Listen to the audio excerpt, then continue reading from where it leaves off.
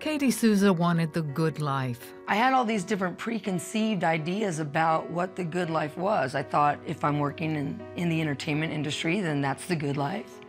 You know, if I've got money, that's the good life. If I'm famous, that's the good life. Katie pursued her dreams.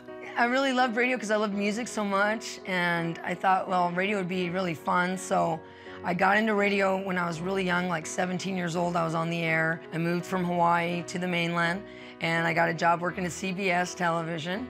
Started doing camera work there, running audio, and I was having a lot of fun. Acting and modeling opportunities followed, but drug use that began in her teens became a full-fledged addiction that threatened everything. I was doing all these great things on one hand.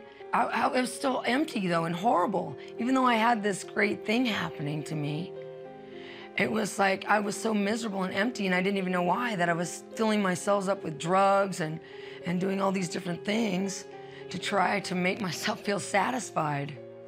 Katie was chosen for a role with Universal Studios, but just before her callback, she went on a drug binge.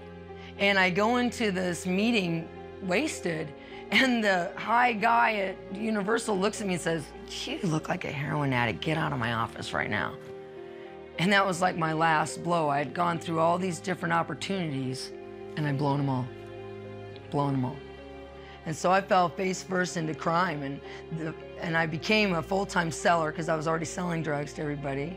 And then I started cooking meth. She was arrested 12 times in 1 year for multiple felonies. Finally, she was arrested on federal charges for conspiracy, manufacturing narcotics, and weapons violations. She was sentenced to 13 years in prison. I'm fighting with the cops. I attacked an officer. You know, I'm getting shook down every day by the COs that are in the facility, because I am just like starting up problems every day with all the officers and other inmates there. And I got thrown in the hole over and over and over again while I'm there. Finally, after a year of violent behavior behind bars, Katie reached her breaking point. I had been taken to this lockdown cell that wasn't like a regular lockdown cell. It was booking, so you didn't get a mattress. It's freezing cold. It's covered with urine and vomit and feces. And right then I just got a revelation. It's like, this is God's way of dealing with you. It took this level of a lockdown cell to get you to break. I'm the only one that can save you out of this. And I just finally had it. I can remember slumping back against that ice-cold cement wall and just slumping down and thinking, I can't take this anymore. I mean, I had been fighting everybody out on the streets, and now I'm fighting everybody inside, and I didn't even realize that I was fighting God himself. And right then, the Lord spoke to me. He said, I want you to surrender to your captivity, because this is my plan and it's perfect. Katie prayed to become a Christian. She read the Bible and shared what she learned with her fellow inmates. The only book in the whole place was the Bible. And I remember picking it up and reading through it, and I just thought, this is the coolest thing I've ever read in my life. This is so amazing. And I would go from the front to the back, to the front to the back, over and over again. And as I did that, the Holy Spirit began to point out these scriptures about these people called the ancient Israelites who went to prison. And I was going, wow. As I read their story, I was like, man, their story is my story. It's the story of every con that I'd ever known. And I started getting excited about it. And I started teaching it to everyone that I could teach it to. Her tough girl attitude and reputation began to change. The cops are calling our unit the God Pod, because everybody's worshiping God. We're baptizing people in the shower. We're praying. There's this fellowship going on, and this amazing breakout of the presence of God is happening right in the middle of this captivity.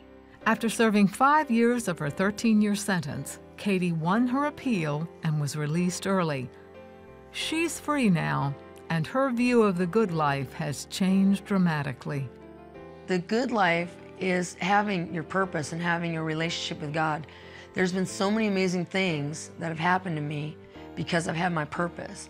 For one, when I got out of prison, I really quickly discovered that I didn't want to do drugs anymore. You know, I'm so filled up with this relationship with God, so excited about this special thing that God's given me to do, this mission, the book, the ministry, that I had no desire to do drugs. Katie wrote a book about the lessons she learned from the Israelites' time in captivity and how God can use prison time to prepare people for their purpose. He has a bigger, better plan, an amazing plan where he wants to use captivity to totally give us our dreams, to give us our future. He loves us so much that he's got a plan for it, and it's way bigger than what we thought it was going to be. It's awesome.